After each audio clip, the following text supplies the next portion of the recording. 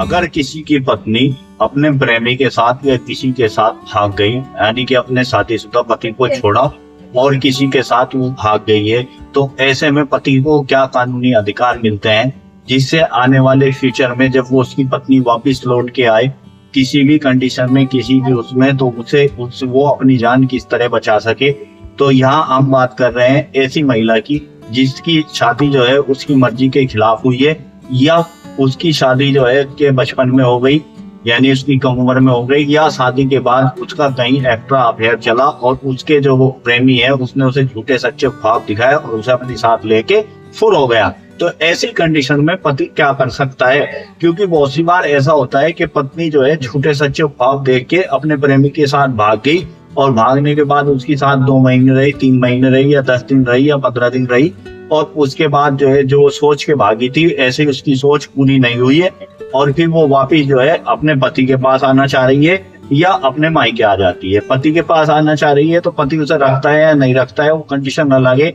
बहुत सी महिला सीधे अपने मायके आ जाती है, माँ बाप उसे रख लेते हैं और रखने के बाद फिर ये कंडीशन होती है कि माँ बाप ये चाहते हैं या वो पत्नी खुद ये चाहती है कि अब तेरा खर्चा कैसे चलेगा, तो वो पति पे झूठे सच्चे केस लगा देती है।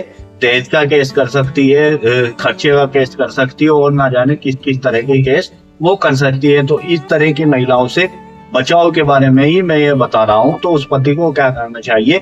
सबसे पहले, क्योंकि लीगल गार्जियन जो हो गया शादी के बाद उसका पति होता है, और जब वो पति की कस्टडी से अपने पति को छोड़ के प्रेमी के साथ भाग गई, उसने प्रेमी से शादी की या नहीं की, लेकिन वो घर छोड़ के भाग गई है, तो पति को क्या करना चाहिए? जो भी आपका थाना हो, संबंधित थाने में एक तहरीर दे अपहरण की, और यदि आपको पता है कि फला आदमी के साथ गई तो सीधी नामदर्ज तहरीर दे, और अगर आपको नहीं पता है किसके साथ भागी है, कहाँ गई है, तो आप जो है अज्ञात में तहरीर दे सकते हैं।